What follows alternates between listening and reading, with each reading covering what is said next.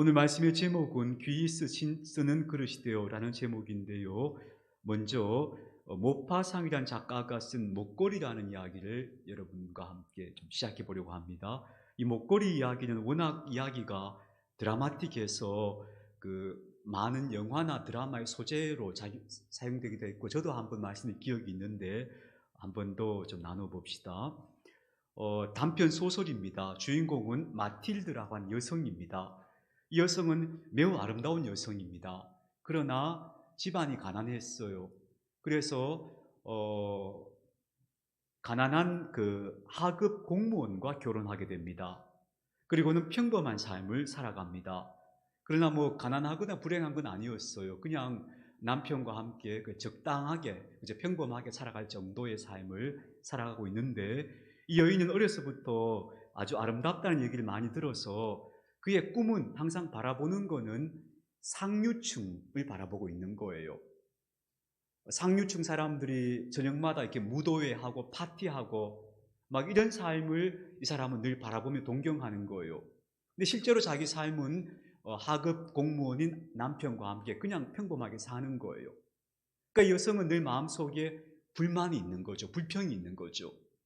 내가 있어야 할 자리는 저 상류층이 살아가는 저런 삶인데 나는 왜 여기 있는 걸까? 이런 생각하고 사는 거예요. 근데 마침 그 여성의 친구, 동창생인 포레스티에라고 하는 부인이 있어요. 이 포레스티에는 결혼을 잘해서 진짜 귀족 남자를 만났어요. 상류층 삶을 살아요. 그래서 이 마틸드는 이 포레스티에를 만나고 돌아오기만 하면 화가 나서 집에 와서 막 울어요. 속상해서. 그런 여성이었는데 어느 날 남편이 아주 밝은 얼굴로 와서 이렇게 말하는 거예요. 여보, 장관님이 주최하시는 파티에 초대권을 내가 얻어왔어. 가자는 거예요. 아내가 그런 걸 좋아하니까 이 남편이 참 착한 남편이에요. 가서 이제 어렵게 그 초대권을 구한 거예요. 그래서 우리 그 파티에 가자고. 그랬더니 이 아내가 잠깐 좋아하다가 또 삐지는 거예요. 도대체 뭘 입고 가란 말이야? 또 이러는 거예요. 그 남편이 꼭 감춰놓던 비자금을 꺼내가지고 자, 이걸로 드레스 하나 맞추자. 그러더니 아내가 또 그래? 하고는 또 삐지는 거예요. 드레스만 있으면 못해. 아무 장신구가 없잖아. 그러니까 또 남편이 고민하는 거예요. 어떻게 할까? 여보, 그 장미를 이렇게 한 송이 꽂고 가면 어떨까? 했더니 그 여자가 막 화를 내는 거죠. 말도 안 돼. 그런 꼴로는 난 파티 안 갈 거야. 그러니까 남편이 여보, 당신 친구 그 포레스티의 부인한테 가서 장신구를 좀 빌리자 그래요. 그래서 좋은 생각이다 해서 찾아가는 거예요. 찾아가서 이제 이 열차에서 내가 뭐 좀 빌리러 왔다 했더니 마음에 드는 거 가져가라는 거예요. 쫙 펼쳐놓는데 보니까 번쩍번쩍하는 목걸이가 하나 있는 거예요. 다이아몬드예요. 이거 마음에 든다. 나 이거 좀 빌려줘. 했더니 친구가 그래, 빌려가라고. 그래요. 그래서 이 마틸드가 그 다이아몬드 목걸이를 목에 걸고는 새로 맞춘 드레스를 입고 남편과 함께 무도회를 간 거예요. 꿈 같은 밤이었어요. 너무너무 좋았어요. 사람들은 전부 저 여성이 누군가 하고 막 바라보는 것 같은 거예요. 그렇게 멋진 밤을 보내고 이제 다시 집으로 돌아오는 거예요. 근데 집에 돌아오려니까 막 심통이 나는 거죠. 근데 집에 와서 이제 오늘 밤은 참 좋았는데 이러고 거울을 보는데 보니까 목걸이가 없어진 거예요. 큰일 났어. 이 목걸이 어디다 빠뜨린지 모르겠어요. 다이아몬드 목걸이 없어진 거예요. 그래서 그날 밤새 남편과 함께 다시 그 왔던 길을 되짚어 가면서 목걸이를 찾았지만 끝내 찾지 못해요. 결국 어떻게 해요? 막 발을 동동 굴르다가 드디어 나 목걸이 잊어버렸어. 이 자존심에 또 말도 못하는 거죠. 그래서 어떻게 하게 됐는가 하면 잠깐만 내가 좀 기다려줘 해놓고는 남편과 함께 그 목걸이를 변상해 주기 위해서 시내에 가서 보석점을 다 뒤졌더니 드디어 똑같은 게 하나 있는 거예요. 얼마나 물었더니 무려 4만 프랑이라는 거예요. 요즘 우리 시가로 하면 수억 원대가 되는 돈이에요. 그러니까 이 여자가 결국 그걸 목걸이를 변상하기 위해서 집을 팔고 그리고 빚을 얻어서 그 목걸이를 똑같은 걸 사서 되돌려 주는 거예요. 그리고는 그때부터 너무너무 고달픈 인생을 살게 되는 거예요. 그리고 한 10년을 애를 써서 결국 그 목걸이 판 빚을 다 이제 갚은 거예요. 그래서 10년 동안에 이 여성은 막 늙고 초라해져 버렸죠, 마틸드는. 그리고 어느 날 시내에 나갔다가 그 친구 포레스티를 10년 만에 만나게 된 거예요, 우연히. 그리고는 찾아가서 친구에게 웃으면서 인사를 했어요. 친구야, 나 마틸드야 했더니 이 친구가 잘 못 알아보는 거예요. 너무 사람이 늙어버린 거죠. 아, 어떻게 이렇게 늙어버렸냐고. 너 얼굴이 왜 이래? 했더니 마틸드가 사실은 내가 그때 네 목걸이 잊어버려서 그거 도로 변상해 주느라고 10년 동안 정말 고생하며 살았다고. 그래서 솔직한 얘기를 하는 거예요. 그랬더니 그 친구 포레스티가 기겁을 하면서 이렇게 말하는 거예요. 무슨 소리야, 마틸드. 내가 너한테 빌려준 거는 가짜였어. 진짜 다이아몬드 아니었어. 그랬다는 거예요. 그게 모파상의 목걸이에요. 이 소설은 사람들에게 굉장히 많은 교훈을 생각할 거리를 주는데요. 아마 저는 이런 교훈이 정말 제가 보기 이런 교훈이 중요하지 않을까 싶어요. 자기 스스로의 삶을 불행하다고 생각했던 바로 그 마음이 그녀 자신을 정말로 불행하게 만들어버렸다. 그렇게 말할 수 있지 않을까요? 저는 원래 우리가 삶을 살아가는 기술을 좀 터득해야 되지 않는가 하는 생각을 하고 있어요. 그래서 수요 예배 때마다 삶을 살아가는 기술에 대해서 좀 얘기하고 있어요. 이 기술이라고 하니까 테크닉, 스킬 이런 거 생각하지만 사실 알고 보면 저는 그런 것보다는 아트라고 말하고 싶어요. 삶을 어떻게 하면 내가 예술적으로 좀 살아낼 수 있는 기술을 그걸 우리가 좀 터득해야 되지 않는가 싶어요. 사도 바울이 그랬잖아요. 나는 내가 일체에 내가 무엇이든지 다 내가 받아들일 수 있는 비결을 배웠다. 이렇게 말했잖아요. 삶에도 정말 이런 비결, 이런 기술이 좀 필요한 것 같아요. 한번 생각해 보세요. 어떤 사람이 탁구 치러 갔어요. 탁구장에. 근데 한 사람은 탁구를 전혀 치지 못하는 사람이에요. 그러니까 공을 칠 때마다 공이 뒤로 빠지니까 늘 주스러 다녀요. 그럼 재미있겠어요? 짜증나겠죠. 근데 어떤 사람은 탁구를 잘 쳐요. 그러면 막 주거니 받거니 막 치면서 땀도 흘리고 막 운동도 되고 재밌는 거예요. 그러면 여러분, 우리 인생도 마찬가지예요.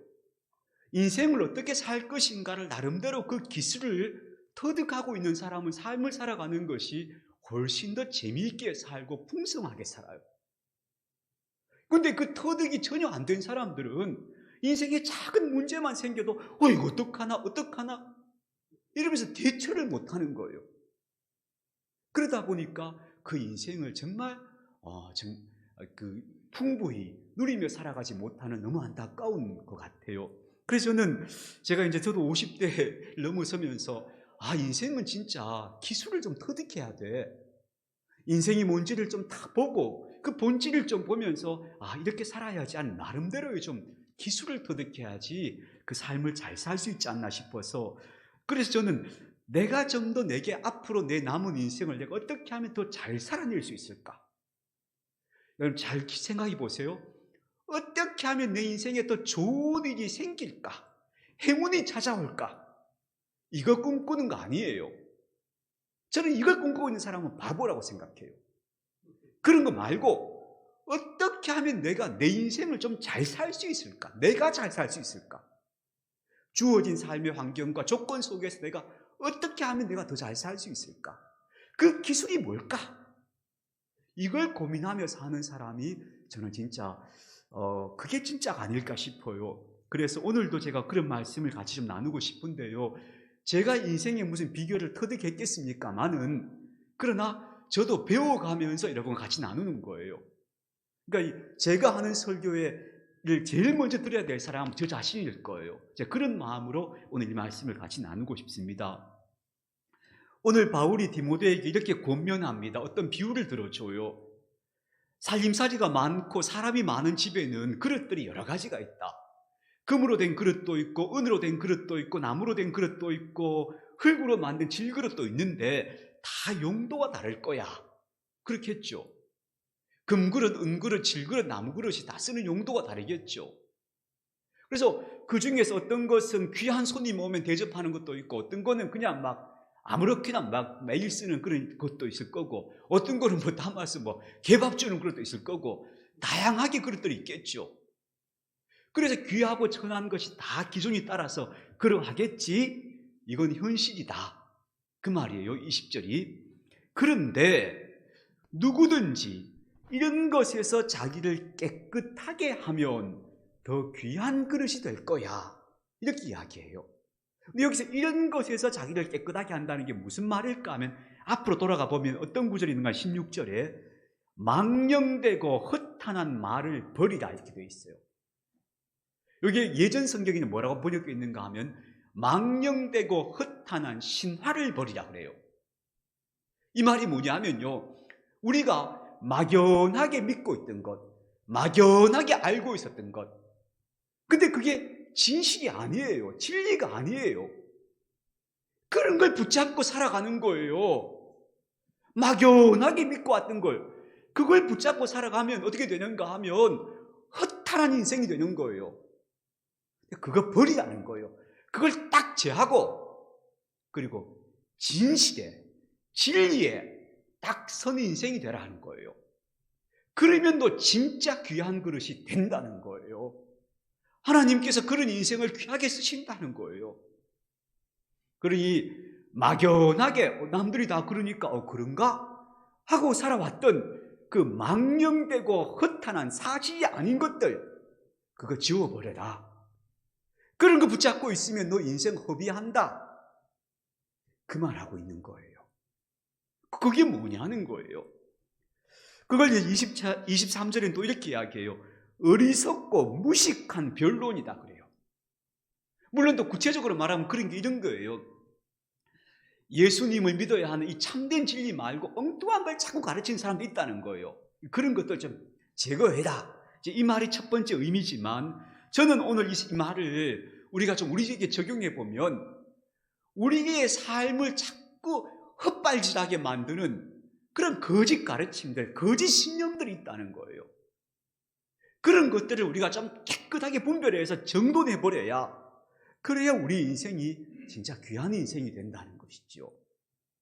자, 사람의 삶은 금그릇도 있고 은그릇도 있고 질그릇도 있고 나무그릇도 있어요. 이건 어쩔 수 없이 우리 삶에 주어진 조건들이에요. 이건 누구도 바꿀 수가 없어요. 우리가 태어날 때 우리가 삶의 조건을 선택하며 온 사람이 아무도 없잖아요. 그리고 우리는 삶에 지금까지 살아오면서 내가 여러 가지 선택을 했다고 생각하지만 사실 그 선택도요, 온전한 내 선택이 아니에요. 그냥 주어진 조건 하에서 나도 어쩔 수 없이 그렇게 살아왔던 경향이 많아요. 그렇기 때문에 삶의 조건은, 환경은 내가 어쩔 수 없는 경우가 많아요. 하나님, 왜 나는 질그릇입니까? 왜 나는 나무그릇 같은 인생입니까? 그거 탓해봐야 아무 의미가 없어요. 그냥 내게는 그렇게 주어진 삶의 조건인 거예요. 그러면 그 삶의 조건 속에서 내가 어떻게 살아갈 것인가는 내가 선택해야 되는데, 그러면 내가 어떤 태도를 가지고 살아가느냐에 따라서 질그릇 같은 인생이지만 진짜 귀하게 쓰여지기도 하고, 어떤 사람은 금그릇 같은 삶의 조건을 타고났지만 아무 소용없는, 그저 낭비되는 그런 인생이 되기도 한다는 거죠. 그걸 오늘 우리가 눈여겨봐야 할 것 같아요. 보통 사람들은 지위가 높고 부유하고 사람 외모가 번듯하고 교양이 있어 보이고 멋있어 보이면 귀한 인생인가 보다, 귀하다 이렇게 봐요.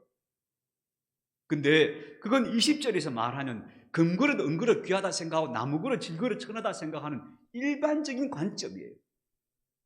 그러나 21절에서 말하는 귀히 쓰시는 그릇이 된다는 말은 그런 의미가 아니에요. 이때 귀함은 어떤 건가 하면요, 저 사람 참 귀한 사람이야 할 때 그런 귀함이에요. 그런 귀함은 어떤 거예요? 지위가 높거나 가진 게 많거나 외모가 번듯하다고 해서 우리는 그런 사람을 보고 참 귀한 사람이야 이렇게 말 안 해요. 이때 귀함은 진짜 귀한 거예요.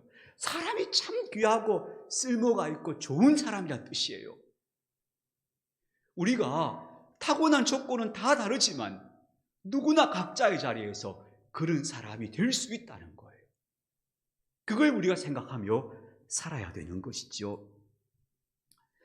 그런데 우리가 사는 세상에서 우리가 눈에 보이는 걸 가지고 귀하다, 천하다 이런 기준을 가지고 보통 살잖아요.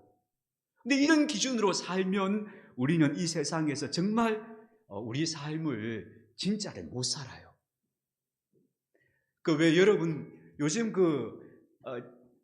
우리가 뭐 어디가 음식점에 가 식당에 가서 밥 먹으려 하면 우리 젊은 친구들이 손도 못 대게 하고 사진부터 찍잖아요. 그 우리 다 요즘 그거 보통 대부분 그렇게 하죠. 딱 기다렸다 사진 다 찍고 나면 이제 밥 먹잖아요. 그래 이제 전시하는 거죠.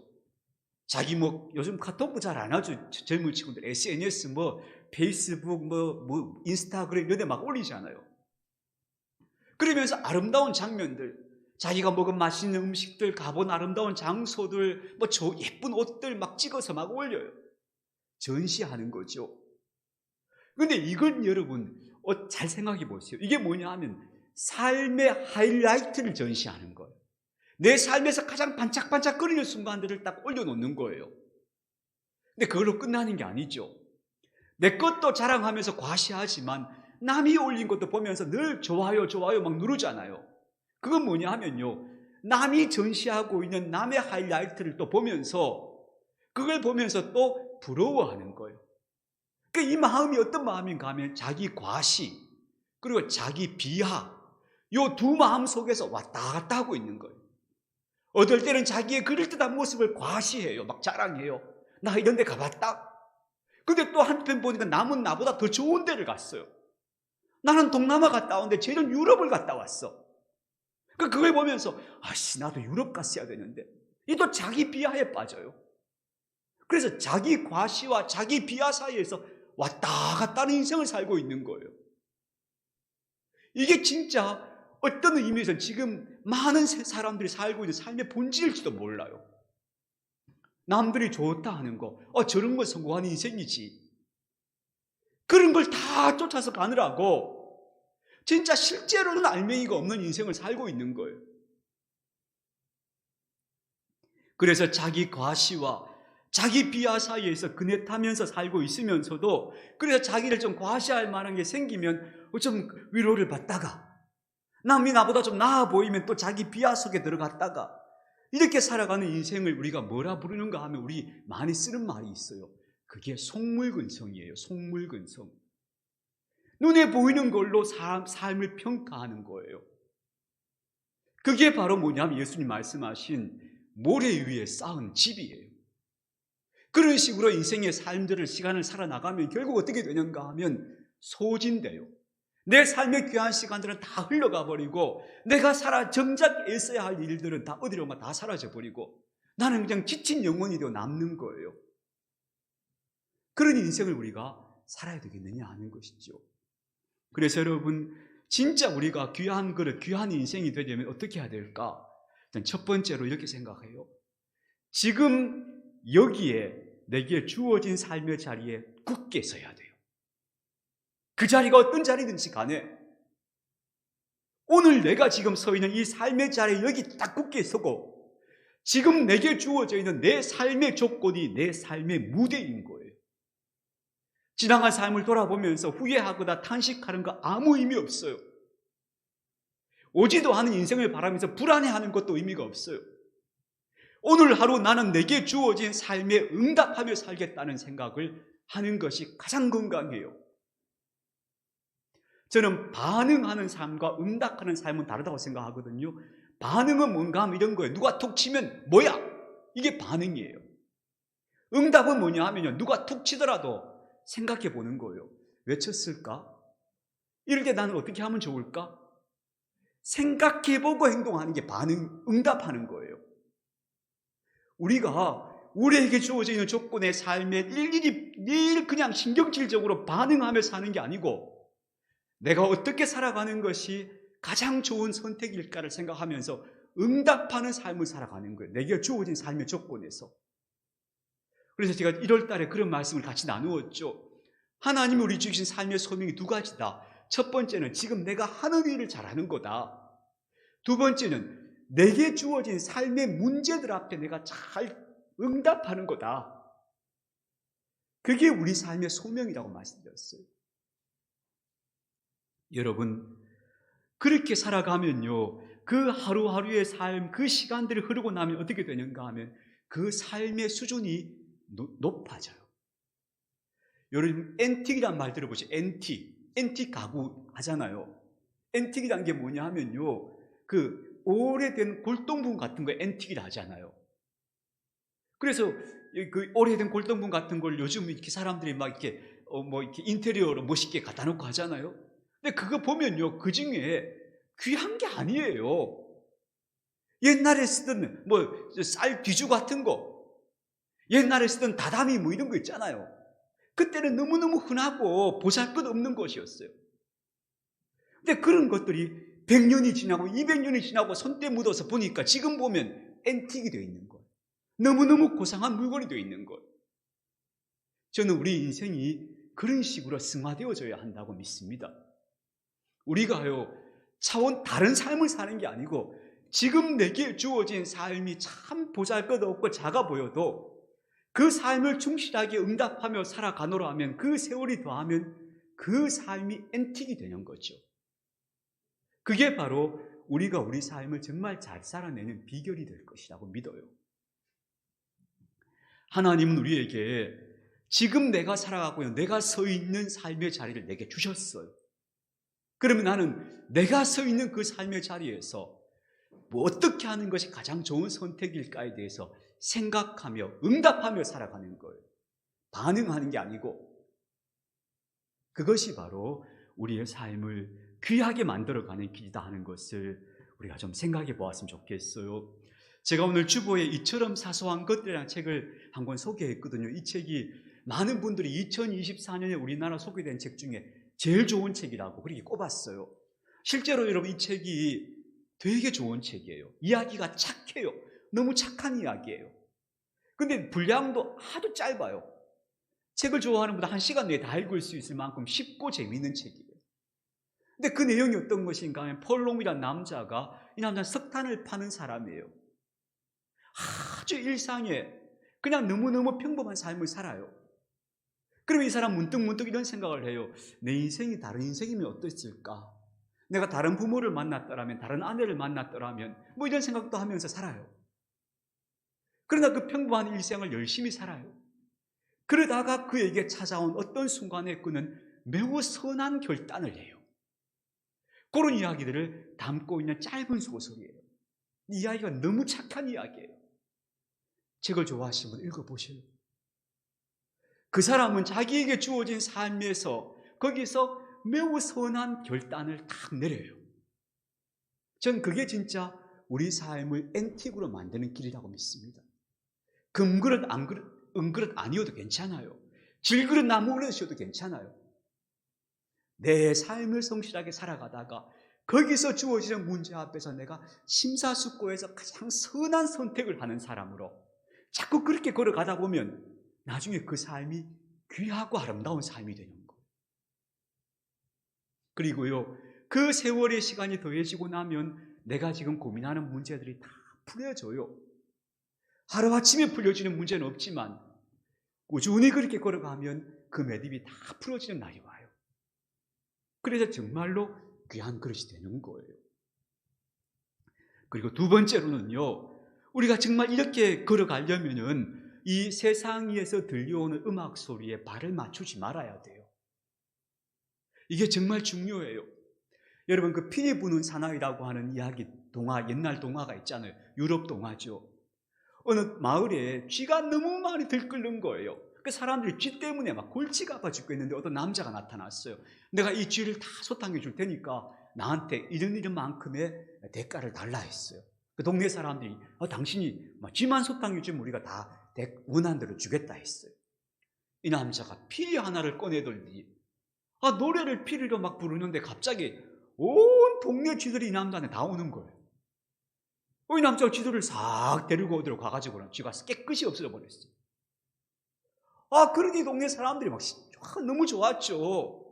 근데 막상 이 남자가 달라는 걸 주려고 하니까 너무 아까운 거예요. 그래서 사람들이 말이 달라지는 거예요. 나중에 이 남자를 막 해치려고 해요. 그랬더니 이 남자가 당신들이 이렇게 은혜를 모르다니 하고 가더니만 피리를 또 꺼내 부는데 보니까 그 집 안에 있던 온 동네는 애들이 그 남자를 다 따라가는 거예요. 그리고는 그 남자가 그 애들을 데리고는 사라져버렸다는 무서운 동화죠. 근데 여기 이 이야기에 보면 그 피리 소리가 들려오면 사람들이 있고 애들이고 쥐들이고 꼼짝 못하고 다 따라가는 거예요. 그거 안 들어야 돼요. 저는 마치 우리 시대가 사람들이 그런 것 같아요. 세상에서 들려오는 소리들을 자꾸 듣고 있으면 나도 모르게 거기 발 맞추어서 같이 따라가는 존재가 되는 거예요. 그렇게 되면 여러분, 우리의 삶이 결국 허탕치는 거예요. 겉으로는 그럴듯해 보일지만 속은 하나도 없는 삶이 되어버리는 거예요. 근그릇 보기 좋은 것만 따라다니다가 인생이 허비되는 거예요. 그런 세상의 음악에 발 맞추지 마시고요. 그럼 뭘 하는가? 묵상하셔야 돼요. 그래서 제가 묵상적 삶을 살아야 된다고 늘 말씀드리고 싶어요. 하나님 말씀을 생각해 보세요. 그걸 좀 생각해 보면서 곰곰이 내가 하나님 말씀대로 산다는 건 어떤 것일까? 묵상적 삶을 사는 거예요. 세상의 소리에 귀를 기울이지 않고. 그래야 우리가 진짜 귀한 삶을, 알찬 삶을 살아나갈 수 있는 거예요. 우리가 누구나 행복하기를 원하잖아요. 근데 행복은 절대 거짓된 사실의 기초에서는 행복할 수 없어요. 진리, 진실에 기초한 삶만이 행복할 수 있어요. 그래서 우리가 저런 집에 살면 행복할까? 저런 차를 타면 행복할까? 이런 식의 거짓된 소리에 귀를 기울이고 있으면 절대 행복을 얻지 못해요. 계속 마치 속이 굶주린 무슨 굶어 죽은 귀신처럼 계속 그런 데를 쫓아다니다가 죽는 거예요. 그러나 하나님 말씀의 진실에 딱 기초를 두고 내 삶을 거기다 뿌리를 박으면 그 사람은 가난해도 병약해도 행복한 삶을 살 수 있게 돼요. 진짜 행복은 진리에, 진실에 뿌리 둬야 하기 때문에 우리가 묵상적 삶을 살아야 진짜 행복하다, 그렇게 말할 수 있습니다. 그래서 저는 여러분에게 이렇게 말하고 싶어요. 여러분, 세상의 소리를 좀 그만 들으시고 묵상하는 골방으로 좀 들어가세요. 묵상의 골방에 들어가셔야 살아요. 우리가 바로 살 수 있게 되고 내 인생을 귀하게 살게 되는 거예요. 여러분, 우리가 왜 그 유튜브 방송 같은 거 왜 검색해서 들어가 보면요, 내가 뭐 하나 검색하면 밑에 막 쫙 따라 뜨잖아요. 그게 무한 스크롤이라고 그래요. 무한 스크롤. 내려도 끝이 없어요. 똑같은 게. 예를 들어서 제가 뭐 어떤 연예인이 무슨 뭐 이혼했다더라 이런 기사를 보면서 이게 뭐지 싶어서 검색을 딱 했어요. 그러면 그 밑으로 막 연예인들 이야기가 막 쫙 깔리잖아요. 그럼 어떻게 되는가 하면요, 보다 보면 어떻게 되는가 하면 점점 더 극단적이고 점점 더 나쁜 이야기가 나오게 돼요. 원래 그렇게 설계되어 있어요. 모든 그 SNS가, 미디어가. 왜냐하면 사람들이 그래야 자꾸 거기다가 마음을 팔고 눈길을 주기 때문에 스크롤을 내릴 때마다 점점 더 극단적인 이야기들이 자꾸 나오게 돼 있어요. 그래서 어떻게 되는가 하면 유튜브만 보고 있어도 사람이 생각이 극단적이 되는 거예요. 이상한 생각을 하는 사람이 되어버린다니까요. 이게 심각한 문제예요, 지금 우리 시대에. 그래서 좀 그런 거 그만하고 성경 붙잡고 묵상하는 삶으로 들어가야 우리가 딱 정신 차리고 살 수 있게 돼요.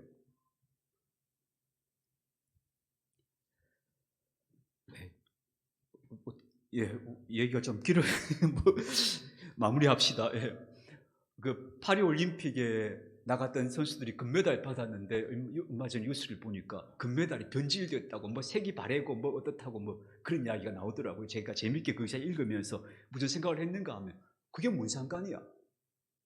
까짓거 그 금메달 딴 친구들은 자기 인생이 금메달이잖아요. 걔들은 전부 다 그렇게 땀을 흘리면서 육체의 한계선까지 도달한 친구들이니까 그 친구들이 뭐 금메달이, 자기 받은 금메달이 변질된 게 뭐가 문제겠어요? 그 인생 자체가 걔들은 다 금메달인데. 저도 그런 생각이 들어요. 내 인생이 금메달이 되어야지. 내 인생과 내 인격과 내 삶이 금메달이 되어야지. 어떻게 해야 될까? 이게 지금 저는 저의 고민이기도 하고, 우리가 같이 좀 앞으로 이거 답을 찾아가는, 모색해 나가는 그런 일들이 좀 우리 안에서 많아졌으면 좋겠다 싶어요. 그래서 먼저 정말 세상을 기웃거리고 사람들을 바라보고 비교 경쟁하는 거, 이런 거 좀 그만두고 하나님이 내게 주신 내 삶의 자리에서 나의 삶을 살자. 내게 주신 나의 삶을 살자. 거기서 딱 묵상적 삶, 말씀에 딱 뿌리를 두고, 그리고 하루하루 딱 생각해 보면서 선한 것을 선택하는 마음으로 살아가는 것. 그렇게 우리가 좀 살아갈 때 그때 내 삶이 아름다운 명품의 인생이 되지 않을까 싶어요. 앞서 제가 말씀드린 그 모파상의 그 목걸이 이야기를 저는 뭐 그런 부탁을 아무도 저한테 한 사람은 없지만 만약에 저한테 그 뒷이야기를 한번 적어보라 하면 저는 이렇게 하나 이야기를 좀 만들고 싶어요. 그 마틸드가 목걸이, 가짜 목걸이 갚아주느라고 10년을 헛수고 했잖아요. 그리고 친구를 만났는데 친구가 야 그거 가짜였어였잖아요. 그러면 이제 거기서 어떤 이야기가 결말이 이어질까? 제가 구상한 거예요. 친구가 아유 너 왜 그랬니 하면서 자 너 진짜 목걸이 가져가. 아마 돌려주겠죠. 친구가 안 돌려줄 것 같으면 가짜였다는 얘기 안 했을 거니까 돌려주겠죠. 그럼 다시 잃었던 것을 되찾을 수 있었겠죠. 그러나 10년이라는 세월이 지나갔잖아요. 고생한 세월이. 근데 저는 그 세월은 마틸드가 얻은 치불한 말하자면 레슨비였다 라고 생각해요. 교육비였다. 어떤 교육비? 아 인생 이렇게 살면 안 되는 거구나. 허영에 들떠서 두리번거리면서 빛나는 거 반짝이는 거 저런 걸 쫓아다니는 인생은 진짜 큰일 나는 거구나. 그거 깨달은 교육비가 한 10년에 헛수고 그 고생한 세월이 아니었겠나 싶어요. 그나마도 그걸 그 여성이 마틸드가 10년 지나고 깨달았으니 다행이지. 만약 그런 일이 없었다면 그 사람은 죽을 때까지 계속 그런 생각 속에서 내 인생은 왜 이럴까? 이러고 불평이나 하면서 그 세월을 보냈다면 인생 전체를 날려버릴 거 아니었어요. 그죠? 근데 저는 저보고 이야기 쓰라면 제가 뒷이야기를 그렇게 쓸 것 같아요. 여러분, 지금부터 우리 인생 앞으로 남은 세월이 정말 중요하잖아요. 뭘 바라보고 살 것인가? 반짝거린다고 다 금이 아니에요. 금그릇 은그릇 같은 인생 조건 아니라고 해서 탄식할 필요가 전혀 없어요. 그게 인생 낭비예요. 그래 나 질그릇이야. 나 나무그릇이야. 그럼 난 내 자리에서 말씀에 근거해서 내 삶을 나는 아름답게 일고 갈 거야.